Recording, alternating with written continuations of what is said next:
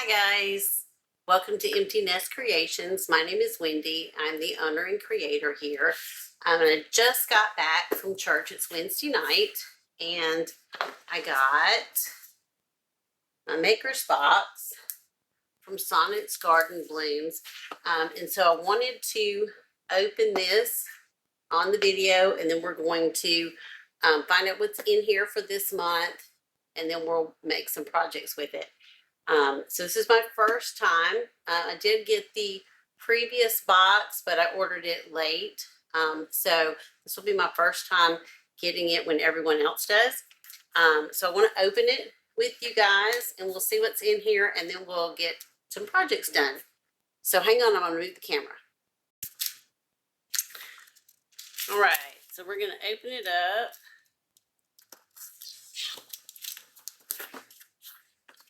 And I did order some things extra, so I'm going to move those off the top. So this card comes with it. And this is the September's Maker box, and it says it's all things fall. The golden glow of autumn leaves, rustic pumpkins to a cozy plaid. You'll find the warmth, texture, and whimsy of the season, ready to spark your creativity. And then on the back, it tells what all is in the box. So let's open it up and we'll see what we got.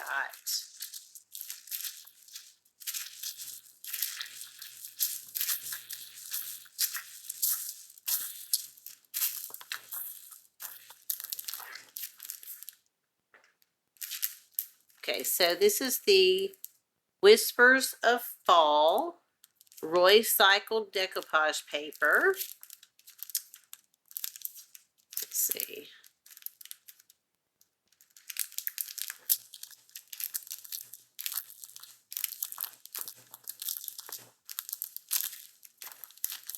And already see this has some beautiful fall colors.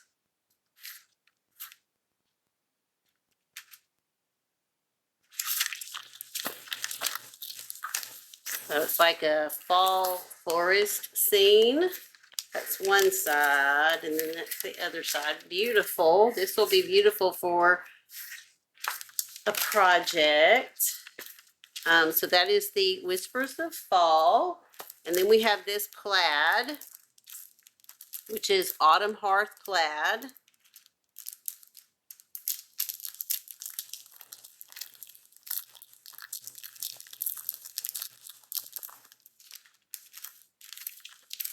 Beautiful colors. The orange and this gray. This will be beautiful for a background. Love that. Then we have some of the Painted Photographer rice paper. So this one,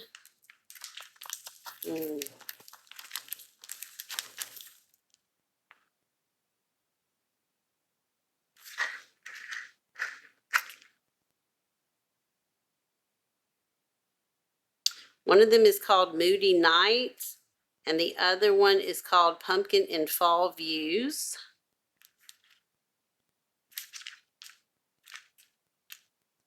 I'm not sure which one's which, but two blue. This one's the blue pumpkin with the raven here, and it has some, I don't know if you can see that. Yeah, there's some leaves imprinted on here, really pretty. Now, Connie from the Painted Photographer, she hand paints these and then prints them herself. So those are beautiful. And these have some leaves in the background as well. That's lovely. And then there's a fall napkin that we can use for projects as well. And then we get the paints. And in this, we get the mermaid, let's see, DIY paints. So we get the mermaid tail, I believe is this blue. And then electrified, which is this green. Now this is an extra one that, this is the big top that I ordered extra. But these are the two paints, the DIY paints that came in this month's box. Pretty green and blue. And then we get the mustard and Renfrew blue from Fusion Paint. So here's a nice mustard yellow from Fusion Paint. And the Renfrew blue. Nice. And then we get Sweet Pickins milk paint. This is in the color Curry. I got another extra paint down here. Oh, this is some more. This is liquid patina. So I got liquid patina and Big Top. I ordered those extra. So that's the paints and the papers that we have. So now I have to kind of put my thinking cap on and figure out some projects to do with these. So I do have some fun pieces that I picked up at the thrift store. So let me think for a few minutes and then we'll get started on some projects. Let's jump into project one. I found this tea box at the thrift store for just a couple of dollars. So I'm going to remove the inserts. They were pretty easy to just pop right out. And then I'm going to use some of the milk paint that came in Sonnet's Maker's box. I'm going to mix equal parts water to the milk paint. It's Sweet Pickins milk paint in the color Curry. And they recommend that you put the water in first. And you'll see the paint starts to settle in. This just helps to not get so many clumps in your paint. And then I use a whisk to stir it. I stir it for a few minutes. And then I'll let it sit for about 10 minutes to thicken up. Now, it's not going to get super thick. The longer you let it sit, the thicker it does get. But when you start to put this on your project, it may look like it's not going to cover. But trust the process. Put that first coat on, let it dry, and then do the second coat. The second coat covers really well. I do want some age on this piece. So I sprayed the box with shellac before I started. And I'm using my heat tool in between each coat to ensure that I get some crackle. I don't want a lot of chipping, but if I get a little, that's okay. Here you see that second coat is covering really, really well. Once I get the paint on, I make sure that I brush from one side to the other in a one continuous stroke to get good coverage, but also to not have quite so many brush strokes showing. Now that we've finished, I put 3 coats on here. We're going to use some IOD molds. This is the Winter Forage mold. And we're going to use some IOD air dry clay. Now, I do have these IOD products available on my website, emptynestcreation.com. If you're interested in purchasing some, you can get them there. I love the IOD clay. It's really soft and easy to work with. These molds are extremely detailed. So when you're using the air dry clay, you want to make sure that you're putting some cornstarch in your mold. And I'm just using a little brush to brush that in, getting into all those little details so that we make sure our mold releases well. And once I have all that in, you're just going to turn it over and tap it out. You just want a light coverage on there. Then I take some of the clay and I'm going to knead it in my hands for just a few seconds to soften it up and get it prepared to press into the mold. You'll see I flatten it out a little bit and then I lay it down and I just start pressing. And once I get it covering the entire mold, I'm going to press it in with my fingers. And then with my thumbs, I'm going to go from the center out. Now these molds have a micro rim, which makes it really easy to get the edges nice and clean. So I just push from the center and swipe out over that micro rim and it just pulls off the excess clay. I do want these to have a nice flat back so that they lay flat on our piece. So you'll see me just working that clay, pushing it towards the outside edge and removing any excess to make sure we have a nice smooth back. Then when you're ready to release the casting from the mold, I just flip it over and fold the mold back, and the casting just comes right out. You'll see with some of the finer castings, like the pine branches on here, I use my fingernail to just help to get it started, and then they come out pretty easy. Just going around and making sure all the edges are nice and neat, and we have a beautiful pine cone casting. So I'm going to do several more of these, kneading that clay in my hands, then pressing it into the mold, using my thumb to press it down into the mold, and then swiping towards the edge, going over that micro rim and removing all the excess. You see I'm just piling up the excess over to the side, and I'll use it again for the next mold. These molds are really easy to use. You can use air dry clay, or you can use resin. Some people have used hot glue in some of them. There's lots of different options. Once I've finished using these molds, I always take them to the sink and wash them with just some soap and water, just to get them clean and ready for the next use. So now I've got the pine cones. I'm going to start laying them out on my piece and just deciding what my design is going to look like.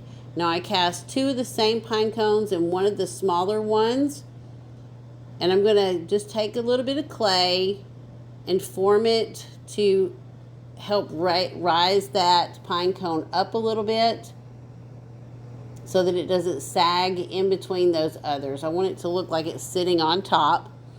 So you see here I'm just putting a little clay under there, smoothing it out, and I'm going to put a little piece under the front as well.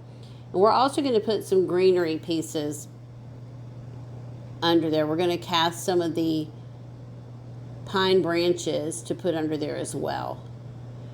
So I'm just kind of laying these down now, seeing what I want, and then we'll come back in and glue them. So here I'm going to do the pine branch using that cornstarch again. This is a much finer, smaller, detailed casting. So you definitely want to make sure that you use enough cornstarch so that it comes out. And I'm just pressing it in, and then again I'm going to use that micro rim, use my thumb and my finger to just kind of spread from the center out, pressing it into the mold as I go, but it also removes that excess clay.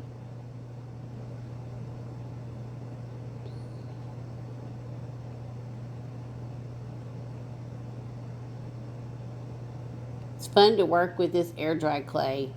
If you enjoy thrift flips and DIY projects, I encourage you to subscribe to my channel. It's free. It doesn't cost you anything. And if you click that bell, it will notify you anytime I upload a new video. I'm trying to upload at least 1 video a week. This is going to actually be a 2-part video. Sonnet's Maker's Box is so full of beautiful products that it's going to take 2 videos for me to use most of them. I haven't used all of them yet. So click that bell notification and it'll notify you when I upload part 2 of this video, which will be later in this week. So here I'm just using some wood glue. I'm putting it on the back and using my finger to spread it out to all the edges. You want to make sure that you get it the center of your piece covered, and then all the way out to the edges so that it adheres well to your project. Once I have that glue on, I'm just going to lay it back down. If I get any outside of the casting, I'm going to wipe it off with a wet wipe. You want to do that while it's wet so that it comes off your project easily. And then once I have these all glued down, we're going to move on to painting them. Now with the air dry clay, some people wait and let it dry completely, but I'm going to go ahead and paint over it while the clay is still wet. I'm just going to be gentle with my brush so that I don't mess up any of the casting. But painting it while it's wet helps to reduce some of the cracking that you get with the air dry clay. So this is the next day, and I'm coming in with 220 grit sandpaper, and I'm sanding all of that milk paint to get a nice smooth finish. Now I'm not going to go over the castings because I don't want to damage the castings. Then I'm going to wipe it down with just a damp cloth. Now I'm going to do the inside, and I'm using the Whispers of Fall paper. This is a Roycycled paper that came in the box. And these designs are specific to the Maker's Box. So you can only get these if you subscribe to the Maker's Box. And if you're interested in that, you can go to Sonnet's website, Sonnet's Gardens Blooms, and subscribe to the box there. These come out monthly. So I'm just folding this to make it fit inside. Here I'm just testing it to see if it fits. Now I meant to cut the corners and I messed up here. You only want to cut those corners off.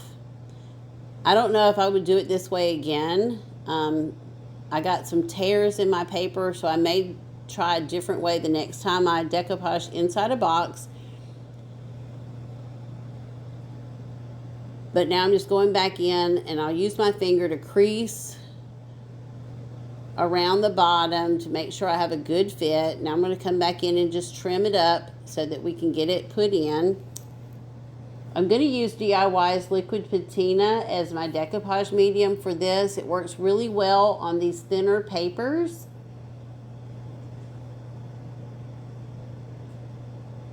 And so to decoupage this down, I missed the paper, and then I'm going to lay a layer of liquid patina down on the bottom. Now I did paint the inside white. I don't know that it was completely necessary with this dark paper.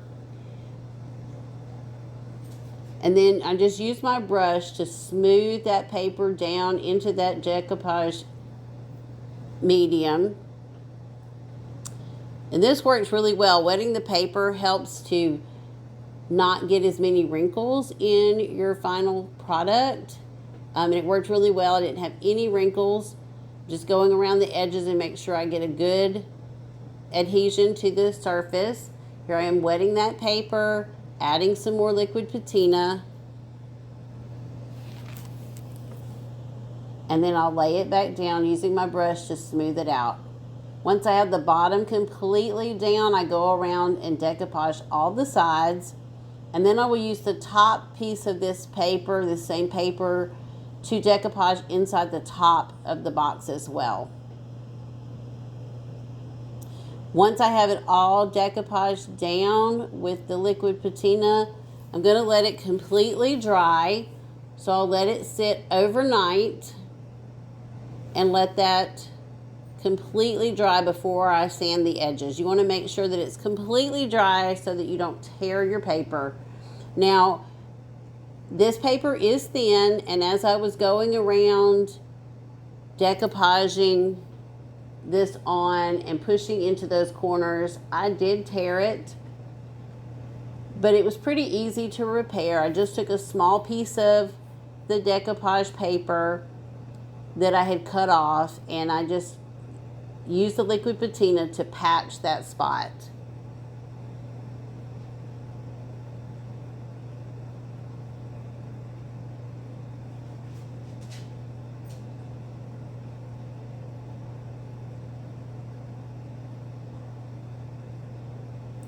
Leave me a comment below and let me know if you've ever used any of Royce's papers.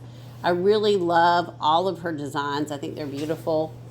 There's that little tear, so I'm just going to use this little piece of paper that I'd cut off earlier, add some liquid patina, and then just lay that down and decoupage it on. And it covers that hole really well. And then I'm going to cover the entire thing with the coat of the liquid patina to seal that paper in and protect it. Now, some people wait until it's dry to do this. I haven't had any issues doing it while it was wet. And like I said, I didn't get any wrinkles in this paper.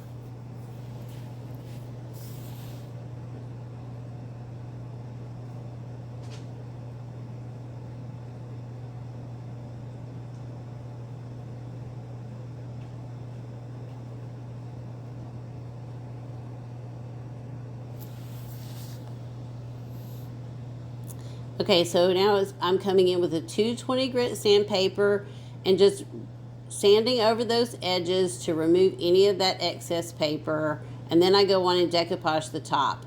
Now to seal all this milk paint in, I'm using Country Chic clear wax. Just using a wax brush and brushing that over the entire surface. Anywhere there's milk paint, I'm going to cover it with this clear wax. Now I'm using this first, and then I'm going to use Amy Howard's At Home Dark Antique Wax. This is going to add some age to this piece. I'm brushing it over those pine cones, working it into all those details, and then just using a soft cloth to wipe it away. And like I said, I'm going to do the entire piece. Milk paint does need to be sealed, so you can use liquid patina or another top coat, or you can use wax, but you do want to seal it in to protect that paint. And then once we finish waxing, this piece will be finished. I love how this piece turned out. I love this color. It's perfect for fall. These molds are so detailed and just so gorgeous. I plan to use this to hide our remote controls. When the grandkids come over, sometimes the remote controls disappear. They put them in weird places, so we like to hide them away and put them up so that they can't get to them without asking. So this is going to be a perfect place to store our remotes. When people come over, we can put them in this beautiful box and they'll be hidden away so it doesn't look so cluttered in the living room. Let me know what you think about this project in the comments.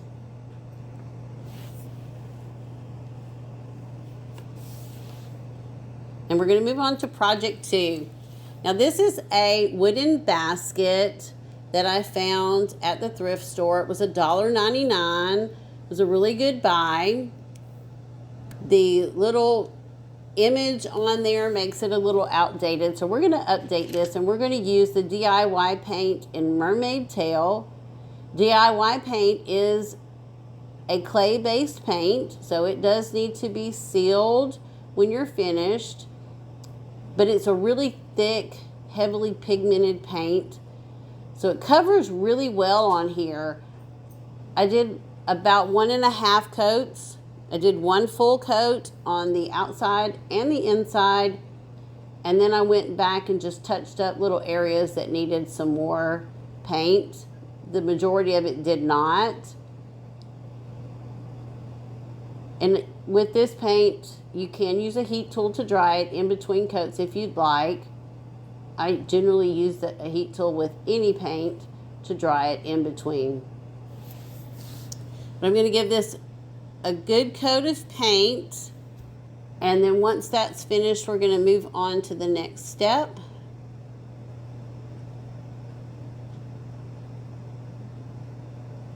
So I'm using Connie's rice paper. This is the Painted Photographer rice paper, and it's pumpkin in fall views. You get 3 different pumpkins here, and I'm just using the water tear technique on here.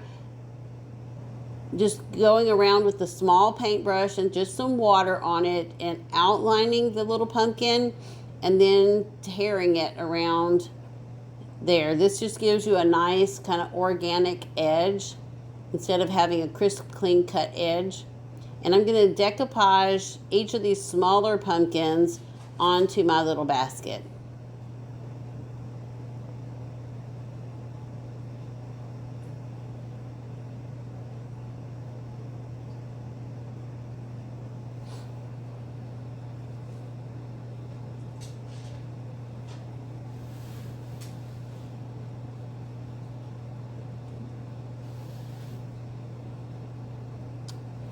So since I painted that basket in that blue paint, I'm going to use DIY's paint in beadboard, and I'm painting the backs of these. This just will help to make these a little more crisp when I decoupage them on.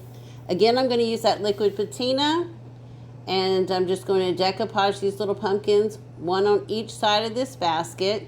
Now I covered the entire basket with the liquid patina to seal in that paint. I should have distressed it first, but it's okay. It all works out in the end. So I cover the entire piece with this liquid patina, and then I'm going to let it dry, and then we're going to come back in and distress it.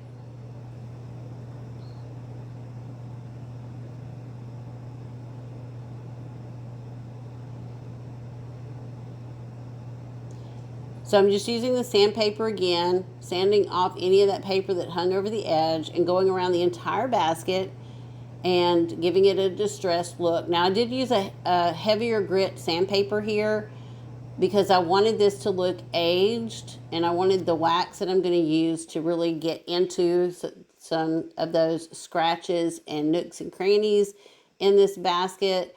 So I used this this heavier grit sandpaper. Now I'm going to use that Amy Howard's At Home Dark Antiquing Wax in my little wax brush. I'm just going to brush it all over and use that soft cloth to buff it out. This will help seal in the paint and protect it, but it also gives it that aged look that I was looking for. And this dark wax takes this blue mermaid tail paint from a spring or summer color into a more fall color, making it look really aged. And I love the way this turned out. Look how pretty it is with these yellow fall flowers and that little pumpkin.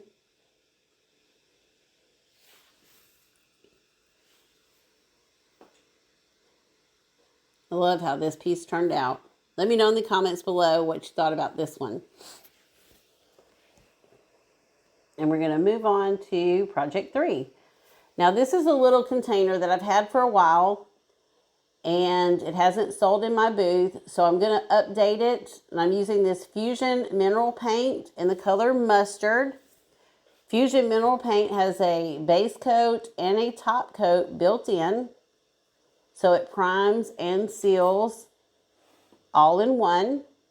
And I'm going to give the entire piece 2 coats of this paint. Now, if this were a lighter color underneath, you might get away with 1 coat. But with this red, it takes 2 full coats to cover.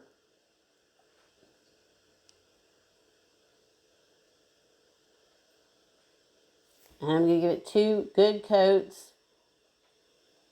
Now, this does self-level as well, so you don't have to worry as much about brush strokes with this paint.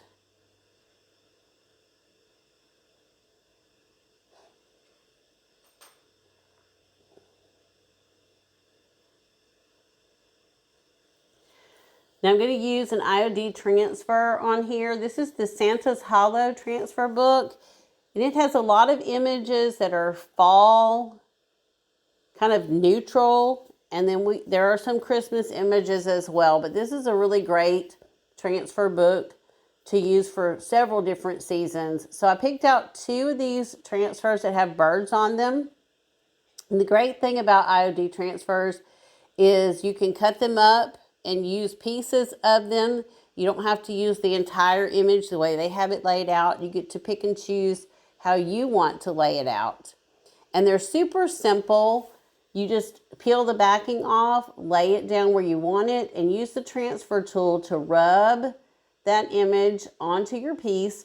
And you lift that transfer sheet as you go. If any of the transfer sticks to the transfer sheet, just lay it back down and rub some more and it'll come off. These are an easy way to add some drama and some beauty to your pieces. So once you finish, you just burnish it down. You can use that transfer sheet to burnish it, or you can just use your fingers to rub it down. You just want to make sure that it's adhered really well all over. And then you are going to want to seal these transfers. So you can use a top coat, you can use a spray sealer, or you could use wax to seal that in. Now the paint doesn't need to be sealed, but these transfers do.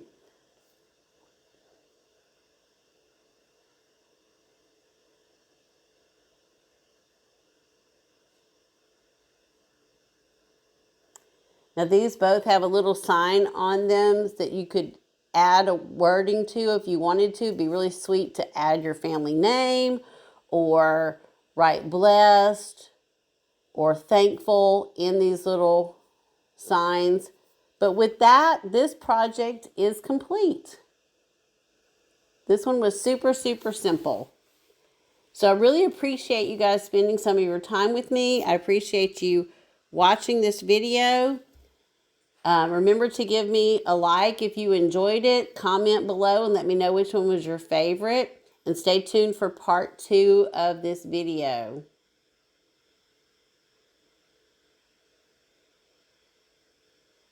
I really appreciate you watching, and I'll see you in the next video. Bye.